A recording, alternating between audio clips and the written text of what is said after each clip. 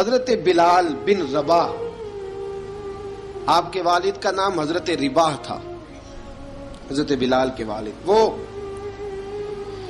حضرت بلال ابھی بچپن میں چھوٹے سے تھے کہ والد انتقال کر گئے، یتیمی میں پرورش پائی جناب بلال نے، یتیمی میں، اور پھر دو بہنیں، ایک والدہ، ایک بھائی۔ حضرت بلال حبشی کا یہ خاندان مکے میں بکتا بکاتا کسی طرح عبداللہ بن جدعان کے پاس پہنچ گیا۔ بڑا پکا کافر تھا، بڑا پکا۔ ذرا اسلام کی روشنی چمکی نہ تھوڑی سی، حضرت ابوبکر صدیق رضی اللہ تعالیٰ عنہ اس رستے سے گزرتے تھے، اس رستے میں حضرت بلال کام کاج کیا کرتے تھے، بڑے محنت، بڑے جفاکش، بڑے ہمت والے۔ حضرت صدیق اکبر نے ایک دن روک کے کہا، بلال کب تک تو اتنے خداؤں کو پوجتا رہے گا؟ کب تک تو اتنے خداؤں کو پوجے گا، جگہ جگہ ماتھا ٹیکے گا؟ یہ تجھے کبھی غلامی سے آزاد نہیں کریں گے۔ میں تجھے ایک دروازہ بتلاتا ہوں، اگر تو اس دروازے پہ آئے گا تو وہ تجھے مکے کی گلی سے اٹھا کے کعبے کی چھت پہ کھڑا کر دیں گے۔ گلی ہے میرے پاس، دامن مصطفیٰ سے جو بھی لپٹا وہ یگانہ ہو گیا، جس کے حضور ہو گئے اس کا زمانہ ہو گیا۔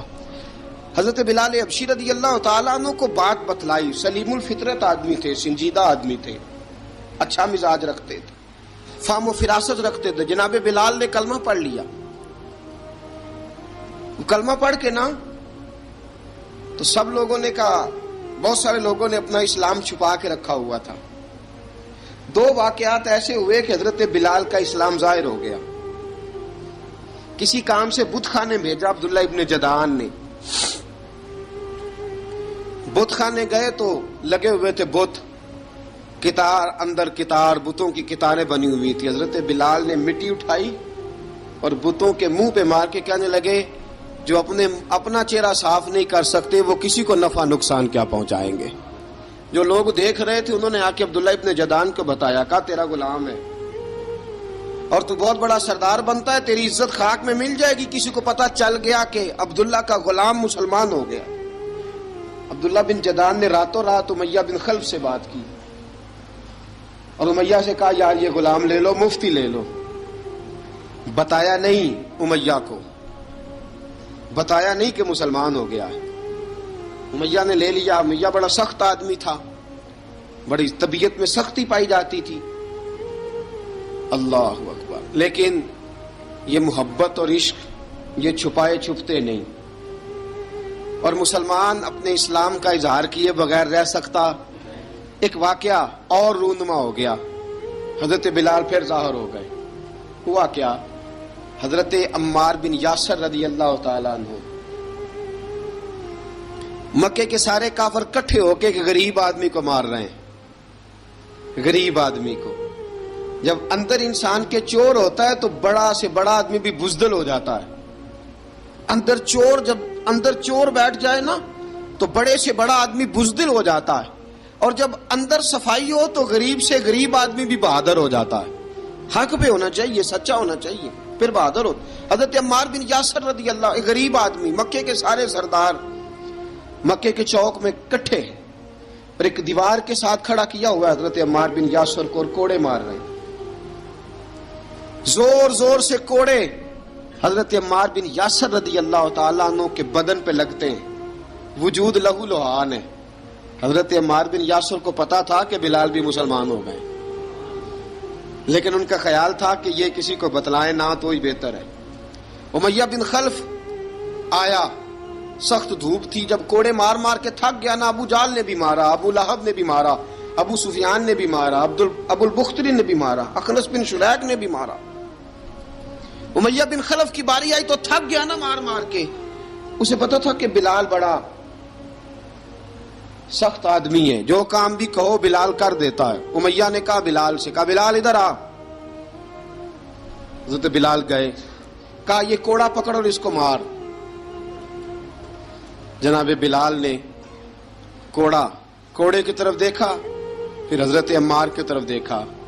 جناب عمار نہ دیوار سے ذرا آگے ہوئے تھوڑے سے، کانپتی ٹانگوں کے ساتھ تھوڑے آگے ہوئے اور حضرت بلال کے کان میں کہنے لگے یار 2-4 کوڑے مار لے، میرا کیا ہے، مجھے تو مار پاڑی رہی ہے نا، چل تو نہ اب اظہار نہ کر بیٹھنا، 2-4 کوڑے مار لے۔ حضرت سیدنا بلال حبشی نے نظر اٹھائی، جب پتا ہونا کہ سامنے آگ ہے اس میں کودنا بڑا مشکل کام ہے، جب پتا ہونا سامنے دریا ہے اس میں چھلانگ لگانا بڑا مشکل ہے، موت نظر آ رہی ہو تو اس طرف قدم اٹھتے نہیں۔ حضرت بلال کو پتا تھا یہ سارے کٹھے ہیں اور مجھے بھی ماریں گے، کوڑا دیا ہے اور اسلام اجازت دیتا ہے رخصت کی۔ آپ کی گن پٹی پہ کسی شخص نے پسٹل رکھ دیا اور اس نے کہا کہو کہ میں کافر ہوں تو اجازت ہے، کہہ دو، جان بچاؤ، اسلام اجازت دیتا ہے۔ لیکن سیدنا بلال، حضرت بلال رضی اللہ تعالیٰ عنہ، حضرت بلال حبشی رضی اللہ تعالیٰ عنہ نے حضرت عمار بن یاسر نے کہا یار تو 2-4 کوڑے مار لے لیکن اپنا آپ بچا۔ حضرت بلال کہنے لگے ٹھیک ہے، حضرت بلال کہتے ہیں ٹھیک ہے میں 2-4 کوڑے مار لیتا ہوں لیکن اپنا آپ بچا لیتا ہوں۔ اب جلدی سے امیہ بن خلف چلایا، کہنے لگا تجھے کہا کوڑا مار، پکڑ کوڑا۔ حضرت بلال نے کوڑا ہاتھ میں لیا، ایک دفعہ امیہ کی طرف دیکھا، پھر ابو جہل کی طرف دیکھا، پھر ابو لہب کی طرف دیکھا، سارے کافروں پہ نظر دوڑائی اور پھر عمار بن یاسر کی طرف دیکھا، کہا عمار تو مار کھا سکتا ہے تو میں نہیں کھا سکتا، عمار تیرے وجود پہ زخم لگ سکتے ہیں تو میرے پہ نہیں لگ سکتے، عمار جس خدا کا تو کلمہ پڑھتا ہے اسی کا میں پڑھتا ہوں، اور جس زلفوں کا تو قیدی ہے میں بھی اسی محمد عربی کی زلفوں کا قیدی ہوں۔ اب دیکھ ذرا مل کے مار کھانے میں کیا مزہ ہے، ذرا دیکھتے ہیں ذرا کٹھے ہو کے ظلم سہنے میں کیا لطف آتا ہے۔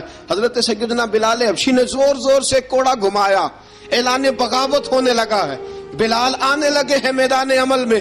جناب بلال نے زور زور سے کوڑا گھمایا اور گھما کے دور پھینکا اور امیہ کی طرف دیکھ کے کہنے لگے یہ عمار اکیلا نہیں، اسے تنہا نہ سمجھنا، یہ اکیلا مار نہیں کھائے گا۔ اشہد ان لا الہ الا اللہ واشہد ان محمدًا عبدہ ورسولہ، فرمایا تیاری کر کے نکلو، اب عمار اکیلا مار نہیں کھایا کرے گا، جب عمار مار کھائے گا تو اس کے ساتھ حصہ داری کرنے بلال بھی آیا کرے گا۔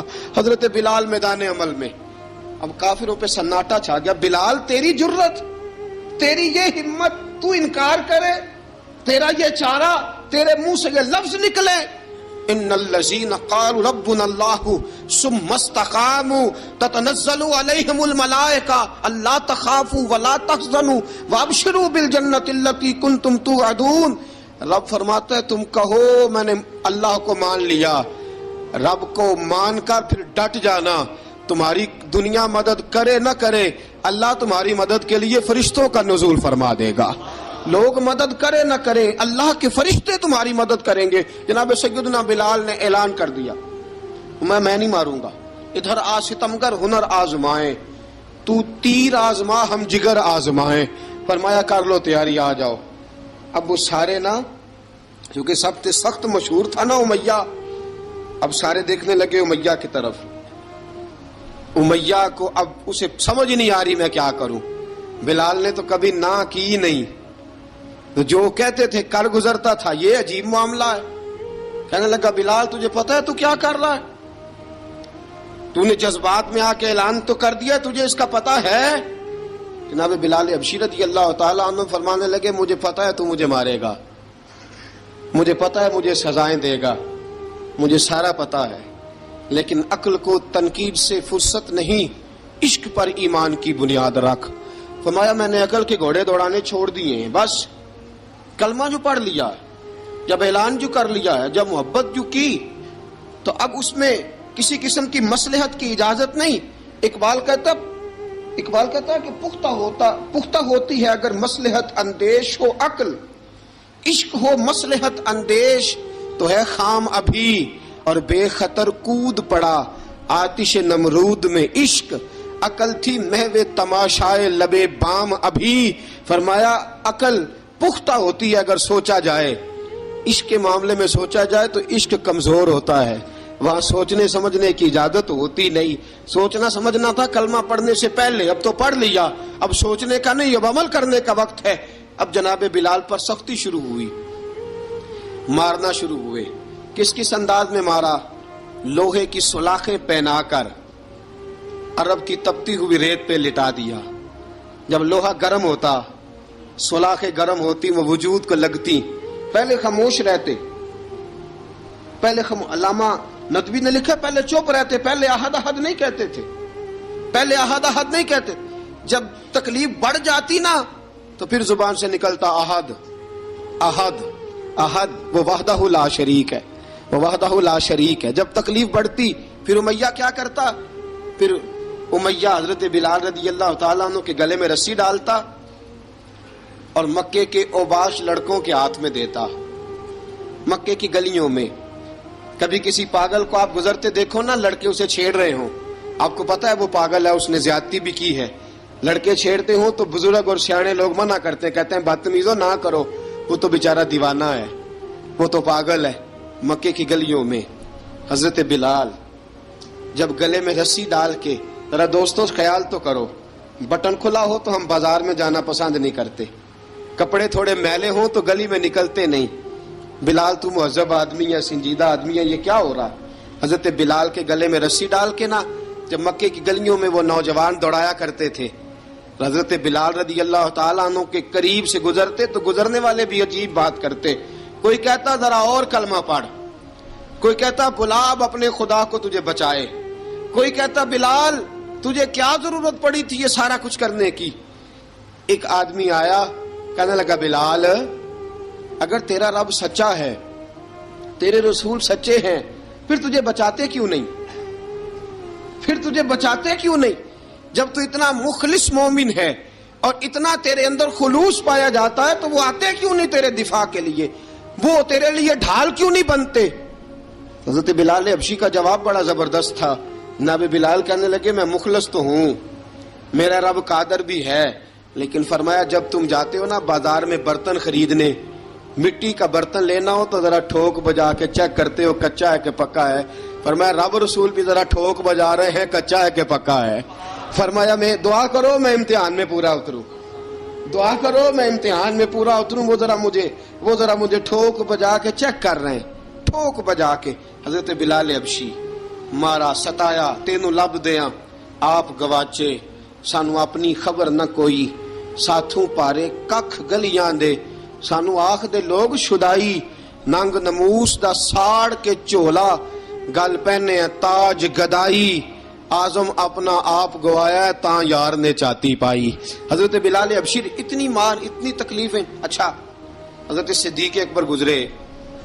اچھا ایک بات اور لکھی ہے سیرت نگاروں نے، وہ کہتے ہیں کہ ایک تو تھا نا جب تکلیف ہوتی تھی تو احد احد کہتے تھے، ایک جب کوئی کافر نظر آتا تھا نا اس طرح بندہ چڑھاتا نہیں کسی کو، جب کوئی بے ایمان کافر نظر آتا حضرت بلال کو تو آپ فرماتے احد احد احد، اللہ ایک ہے، اللہ ایک ہے، اللہ ایک ہے، اللہ ایک ہے. جب کوئی نظر آتا اب وہ مارتا، پھر آہستہ آہستہ وظیفہ پاک گیا، پھر سارا دن احد احد چلتا رہتا، سارا دن احد احد چلتا رہتا. حضرت صدیق اکبر گزرے قریب سے، بڑی تکلیف ہوئی.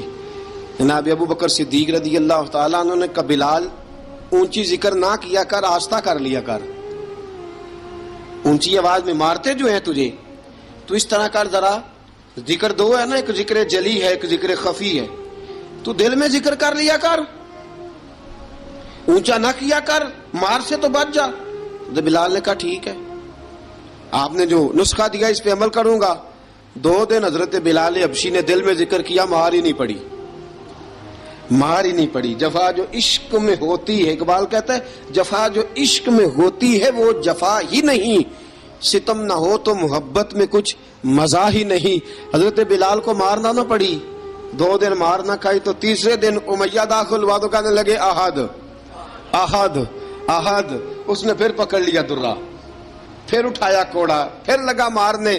جناب حضرت بلال حبشی رضی اللہ تعالیٰ عنہ کو مار پڑ رہی ہے. جناب صدیق اکبر گزرے، کہا بلال تجھے منع کیا تھا، تو پھر شروع ہو گیا ہے. کہا حضور آہستہ ذکر کرنے میں مزہ ہی نہیں آتا، یہ مجھے مارتے نہیں، کسی کو کیا پتا چلے گا کہ بلال پہ سختیاں ہو رہی ہیں. حضرت بلال حبشی. اب سیدنا صدیق اکبر فرماتے ہیں کہ رسول پاک گزرے، بلال کو مار پڑ رہی تھی. میرے حبیب پاک کی آنکھوں میں آنسو آ گئے. بے خبر ہو جو غلاموں سے وہ آقا کیا ہے. حضور کی آنکھوں میں آنسو, اور حضور نے دعا فرمائی کہ یا اللہ میرے بلال کو نجات دے دے, یا اللہ میرے بلال کو نجات دے دے. رسول پاک یہ کہہ کے گزر گئے. ایک کونے میں, حرم شریف کے کونے میں بیٹھ کے رسول پاک رو رہے ہیں. جناب صدیق اکبر نے کہا حضور کیا ہوا؟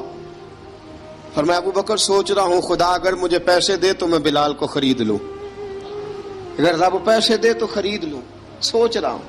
جناب ابو بکر صدیق گھر گئے. گھر جا کے حضرت عباس کو بھیجا, کہا امیہ میرا مخالف ہے, مجھ سے وہ بات نہیں کرے گا, آپ جائیے, آپ جا کے کہیے بلال کو بیچ ڈالے. حضرت عباس نے جا کے کہا بلال کو بیچ دو. کہنے لگا میری قیمت بہت زیادہ ہے, 50 دینار کا میں نے خریدا ہے اور میں منافع لے کے بیچوں گا. حضرت عباس نے آ کے جناب صدیق اکبر کو بتایا تو ابو بکر صدیق فرمانے لگے چل مجھے ساتھ ہی لے جا, دیکھ لیتے. پہنچے, جب ابو بکر صدیق کو آتے دیکھا نا تو چڑ گیا. کہنے لگا ابو بکر اگر تو بلال کو خریدنا چاہے تو وہ جو تیرے پاس رومی غلام ہے وہ مجھے دینا پڑے گا, 2 لونڈیاں اس کے ساتھ دینی پڑیں گی, اور یہ 50 دینار کا ہے, میں تجھ سے 2000 دینار لوں گا. 50 دینار کا ہے, 2000 دینار لوں گا. حضرت صدیق اکبر رضی اللہ تعالیٰ عنہ نے فرمایا مجھے منظور ہے, مجھے منظور ہے, منظور ہے مجھے. تو ابو بکر صدیق نے وہ تینوں غیر مسلم غلام لیے, 2000 دینار لیے. حضرت عباس نے بھی کلمہ نہیں پڑھا تھا. کہنے لگے ابو بکر تو کامیاب تاجر ہے, کیا کرنے لگے ہو؟ تو حضرت ابو بکر صدیق کہنے لگے آپ نے بھی کلمہ نہیں پڑھا, آپ کو اس سودے کا پتہ نہیں, آپ ابھی اس لذت آشنائی سے واقف نہیں, آپ نے بھی یہ ذائقہ چکھا نہیں, آپ ابھی اس راہ سے گزرے نہیں, آپ کو پتہ نہیں یہ بھی ایک ذائقہ ہے, یہ بھی ایک سودا ہے, یہ بھی ایک لذت ہے, یہ بھی ایک گہرائی ہے, یہ بھی ایک مزہ ہے, اس کا بھی آپ کو علم نہیں, آپ نے کلمہ نہیں نہ پڑھا. محبت کو سمجھنا ہے تو نہ سے خود محبت کر, کنارے سے کبھی اندازہ طوفان نہیں ہوتا. فرمایا ابھی تو راہ گزر میں ہے, کہتے مقام سے گزر, ابھی ذرا آگے چلیں گے نا, جب آپ کلمہ پڑھیں گے تو آپ کو پتہ چلے گا. حضرت سیدنا بلال حبشی کو لینے کے لیے صدیق اکبر پہنچے. 2000 دینار, 3 غلام پڑھے لکھے سیانے سمجھدار جب دیے نا تو امیہ کھل کھلا کے ہنسا. کہنے لگا ابو بکر بڑے گھاٹے کا سودا کیا تو نے, ابو بکر تو نے بڑے گھاٹے کا سودا کیا ہے. یہ پڑھا لکھا مجھے دے کے جا رہا ہے اور یہ ان پڑھ تو لے کے جا رہا ہے, یہ خوبصورت رومی غلام دے کے جا رہا ہے اور یہ حبشی کالے رنگ کا تو لے کے جا رہا ہے, اور 50 دینار کا غلام 2000 دینار میں تو لے کے جا رہا ہے. اتنے گھاٹے کا سودا, اتنی بڑی نادانی. حضرت جناب سیدنا صدیق اکبر رضی اللہ تعالیٰ کہنے لگے امیہ تو کافر ہے, لیکن تو نے ابھی بھی پیسے تھوڑے مانگے ہیں, تو نے بلال کا رنگ دیکھا ہے, میں نے مصطفیٰ کے عشق کا رنگ دیکھا ہے. فرمایا تو ابھی اس کے رنگ میں الجھا ہوا ہے, اور میں جو اس کے باطن کا حسن ہے وہاں تک پہنچ گیا ہوں. حضرت سیدنا بلال حبشی رضی اللہ تعالیٰ عنہ ساتھ کھڑے. ابو بکر صدیق رضی اللہ تعالیٰ عنہ نے ارشاد فرمایا اگر میں یمن کا حکمران ہوتا, یمن کا بادشاہ ہوتا, اور تو مجھے کہتا کہ بلال میں تب دوں گا جب تو مجھے یمن کی حکمرانی دے گا, فرمایا میں تجھے یمن کی حکمرانی بھی دے دیتا لیکن بلال کو ضرور خرید کے لے جاتا. حضرت بلال حبشی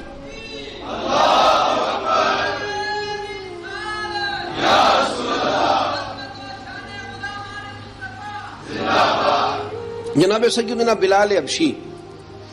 حضرت سیدنا ابو بکر صدیق فرماتے ہیں جب میں بلال کو لینے گیا تو حال پتہ کیا تھا, ادھر دیکھیے گا.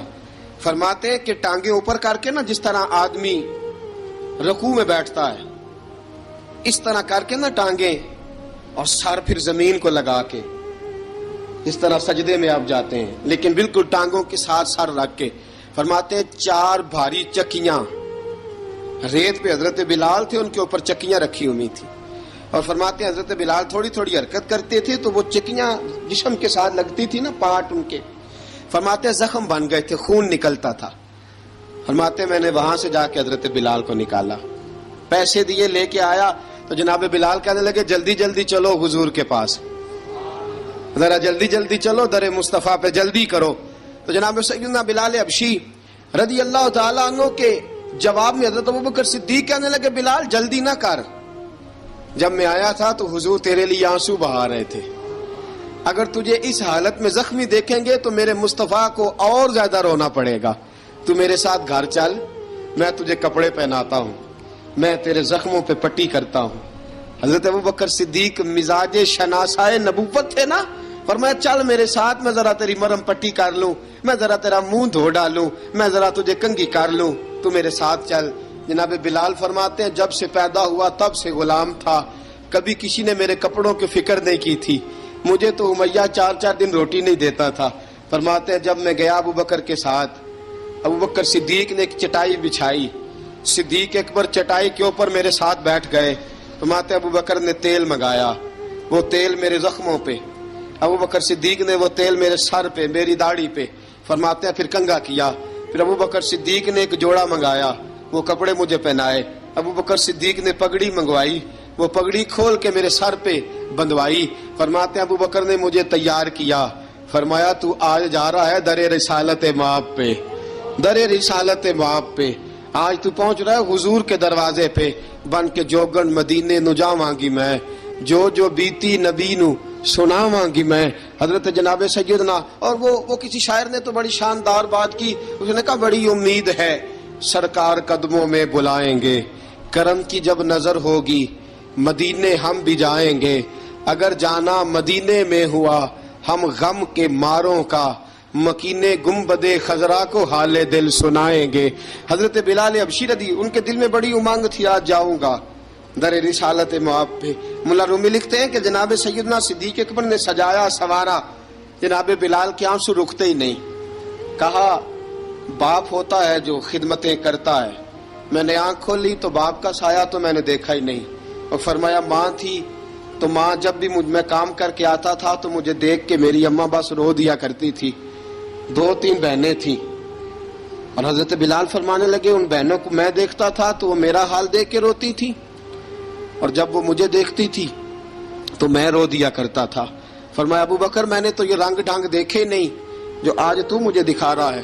جناب سیدنا صدیق اکبر رضی اللہ تعالیٰ عنہ بنا سوار کے نا حضرت بلال کا ہاتھ پکڑ کے سینے پہ رکھا، جناب بلال ہجکی لے کے روئے۔ حضرت ابوبکر صدیق نے فرمایا جتنا رونا یہاں رو لے، میں کائنات کے آنسو دیکھتا ہوں لیکن جب نبی کی آنکھوں میں آنسو دیکھتا ہوں تو دیکھے نہیں جاتے۔ فرمایا یہاں رو لے، حضور کے دروازے پہ جا کے تیری آنکھ میں آنسو نہیں آنا چاہیے، بہا جتنے آنسو بہا سکتا ہے۔ حضرت بلال حبشی بھی روئے، جناب صدیق اکبر بھی روئے۔ جب پہنچے نا دروازہ رسول پہ، حضرت سیدنا ابوبکر صدیق لے کے پہنچے، پابند کر دیا تھا نا حضرت بلال کو، بلال تو نے رونا نہیں، عشق ہوئے تے درد ہوئے تے ہائے نکلے، پھر کوئی نہیں رہندا جر کے۔ حضرت سیدنا بلال حبشی کو لے کے پہنچے در مصطفیٰ پہ، رسول اکرم صلی اللہ تعالی علیہ وسلم نے ایک نظر حضرت بلال پہ ڈالی، جناب بلال نے یوں آنکھ ملائی تو سر جھکا لیا، وعدہ کیا تھا نا رونا نہیں، سر جھکا لیا۔ اب دوسری نظر نبی کریم صلی اللہ تعالی علیہ وسلم نے جب اٹھائی نا حضرت ابوبکر صدیق کی طرف، تو حضور نے فرمایا صدیق تیرا شکریہ، ابوبکر اللہ تجھے جزا دے۔ جب رسول پاک کی زبان سے یہ لفظ نکلے تو جناب صدیق اکبر نے ہاتھ اٹھائے، یوں ہاتھ باندھے جب رسول پاک کے سامنے، تو سب سے زیادہ آنسو ابوبکر صدیق کے اپنے نکل گئے۔ کہا یا رسول اللہ میں غریب بے نوا، تو امیر حرم، تو کجا من کجا۔ کہا حضور یہ شکریہ کے لفظ، یا رسول اللہ میں کہاں اور آپ کا شکریہ کہاں۔ نبی پاک صلی اللہ علیہ وسلم نے فرمایا ابوبکر کاش تو تھوڑے سے پیسے میرے بھی ملا لیتا، بلال کو خریدنے میں میرا بھی حصہ ڈال لیتا، میں چاہتا تھا۔ ابوبکر پھر روئے، کہا یا رسول اللہ میرے پیسے کس کے ہیں؟ آقا میں بھی آپ کا، یہ بھی آپ کے۔ جناب سیدنا بلال حبشی رضی اللہ تعالیٰ عنہ کی طرف حضور نے دیکھا تو فرمایا بلال آ یار ذرا سینے سے تو لگ جا۔ اب حضرت بلال دوڑے، جب رسول پاک کے سینے سے لگے تو ایک جملہ میرے محبوب کی زبان سے، فرمایا بلال تو نے بڑی سختیاں برداشت کی ہیں، تجھے میرا اللہ ہی جزا عطا فرمائے گا، تو نے بڑے دکھ دیکھے ہیں۔ اب سیدنا بلال تڑپے، رسول پاک صلی اللہ تعالی علیہ وسلم بھی روئے۔ حضور نے اپنے ساتھ بٹھا لیا سیدنا بلال کو، حضور نے گھر پیغام بھیجا، فرمایا ختیجہ گھر میں کچھ ہے تو بھیجو، بلال آیا ہے۔ اب حضرت خدیجہ الکبریٰ اندر سے کیا آواز دیتی ہیں؟ کہتے ہیں حضور مبارک ہو، اللہ نے بلال کو آزادی عطا فرما دی۔ وفاشار بیوی اندر سے۔ اب حضرت سیدنا زینب رضی اللہ تعالی عنہا، میرے محبوب کی شہزادی، چھوٹی سی عمر ہے، ایک برتن کے اندر کھجوریں لے کے آئیں، ایک برتن میں کھجوریں۔ اب لا کے جب کھجوریں رکھی نا تو سیدنا صدیق اکبر نے ہاتھ بڑھایا کھجوریں اٹھانے کے لیے تاکہ میں دوں۔ حضور نے فرمایا نا ابو بکر، بلال پہلے دن آیا ہے، پہلے تو نے جتنی خدمت کرنی تھی تو گھر کر کے آیا، میری باری ہے۔ حضرت بلال حبشی فرماتے ہیں کائنات میں نے اتنا پیار کبھی دیکھا ہی نہیں تھا۔ 30 سال سے زیادہ میری عمر تھی، مجھے تو کبھی کسی نے پاس بٹھا کے کھانا کھلایا ہی نہیں۔ فرماتے ہیں رسول پاک سخت سخت کھجوریں سائیڈ پہ کرتے، اندر سے نرم کھجور نکالتے، اس کھجور سے تھوڑا سا چھلکا جدا کرتے، فرماتے ہیں پھر اس کو توڑتے، اس کے اندر سے وہ گھٹلیاں اتار کے حضور ایک سائیڈ پہ کرتے، وہ نرم کھجور رسول جب میری طرف بڑھاتے، حضرت بلال فرماتے ہیں بھوک تو بڑی تھی لیکن آج بھوک ساری بھول گئی تھی۔ آج مجھے یوں لگتا تھا جیسے میں زمین پہ نہیں عرش کی بلندیوں پہ بیٹھا ہوا ہوں۔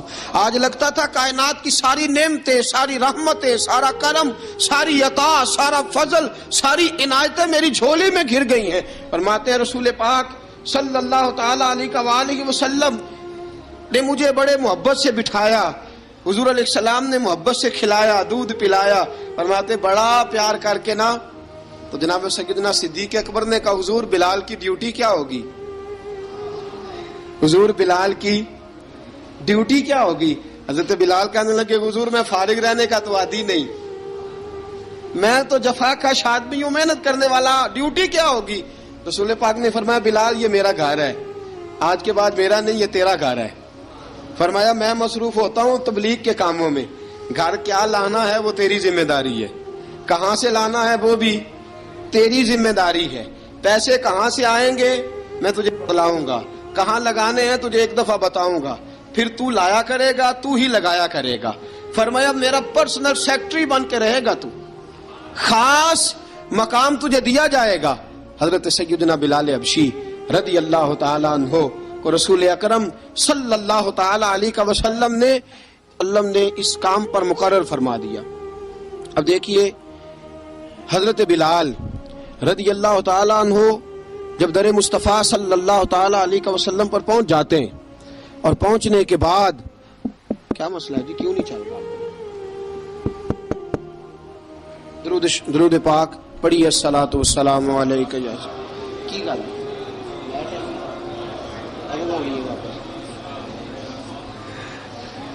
میں یہ گزارش کر رہا تھا کہ حضرت بلال حبشی رضی اللہ تعالیٰ عنہ کو رسول پاک نے یہ ڈیوٹی عطا فرما دی۔ اب پتہ کیا ہوتا، حضرت پردے کی آیتیں تو ابھی آئے نہیں تھی، حضرت بلال رضی اللہ تعالیٰ عنہ رسول پاک کے ساتھ نکلتے تبلیغ کے لیے، کسی کام کے لیے، سودا سلف لاتے بازار سے، یہ مکے کے دنوں کی بات ہے، مکے کے دنوں کی سودا سلف بازار سے لاتے۔ اب 4 بیٹیاں تھیں حضرت خدیجہ الکبریٰ کی، گھر کے کام کاج ہوتے تھے، جب ذرا فارغ ہوتے دروازے پہ دستک دیتے، حضرت خدیجہ فرماتی بلال تو آ گیا ہے، وہ دستک سے پہچانتی ہیں کہ بلال کے دستک ہے، بلال آ گیا۔ کہا اماں جی میں سارے کام کاج باہر کے ختم کر آیا ہوں، گھر کا کوئی کام ہے تو ذرا مجھے بتاؤ۔ آپ فرماتی گھر کے کام ہے پر میں کر رہی ہوں۔ اب حضرت بلال گلنا شروع کرتے، یہ ہے محبت۔